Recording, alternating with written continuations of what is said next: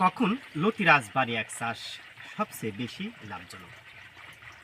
লতিরাজ বাড়ি এক চাষের উপযুক্ত সময়। প্রিয় দর্শক, যে যেখানে আছেন আশা করি ভালো আছেন, সুস্থ আছেন। আপনারা দেখতে পাচ্ছেন সুস্থ সবল লতিরাজ বাড়ি একের গাছ। দেখেন লতি, এগুলো লতি না বাঁশ, কি বুঝবেন এটা। 12টায় 1 কেজি হয়ে থাকে। এই দেখেন কি বিশাল বিশাল লতি, এই দেখতে পাচ্ছেন। এই দেখেন লতিরাজ বাড়ি এক চাষ প্রথমত সারা বছর করা যায়। দ্বিতীয়ত শীতকালে আপনি চারা রোপণ করলে লতি আসতে 3 থেকে 4 মাস লেগে যায়। এই যে চলতেছে জুন মাস, এ সময় লতিরাজ বাড়ি এক চাষ করলে মাত্র 35 দিনে ফলন চলে আসে।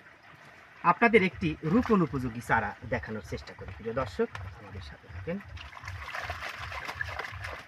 এই দেখেন একটা রোপণ উপযোগী চারা, দেখতে পাচ্ছেন। এই চারাটা রোপণের উপযোগী। এটার থেকে মাত্র 35 দিনেই ফলন চলে আসবে, আপনারা দেখতে পেলেন। তো যাই হোক, আমরা আরও চারা দেখাতে পারতাম। এই দেখতে পাচ্ছেন, আপনাদের প্রয়োজনে আমরা চারা উৎপাদন করে রেখেছি। প্রিয় দর্শক, লতিরাজ বাড়ি এক চাষ ব্যাপক লাভজনক যদি আপনি সঠিক সময় সঠিক যত্ন নিতে পারেন। বলা হয়ে থাকে যত্নে মিলায় রত্ন তর্ক বহুদূর। এই দেখেন লতি, এই দেখতে পাচ্ছেন লতি, এই দেখেন লতি, কত লতি, কি মোটা মোটা লতি। আপনি দেখেন, আপনাদের চোখ উপরে উঠে যাবে যে কিভাবে সম্ভব এত লতি আসা। দেখেন লতি কি খুবই সুন্দর মানের লতি, দেখতে পাচ্ছেন একদম পড়ে আছে সব।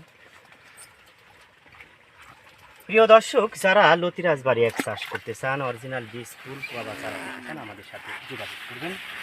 তো যাই হোক, এটা আমাদের লতিরাজ বাড়ি একের ক্ষেত।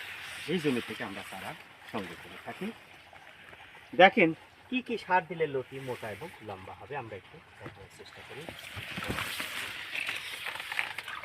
কি মোটা। ভালো থাকেন, সুস্থ থাকেন।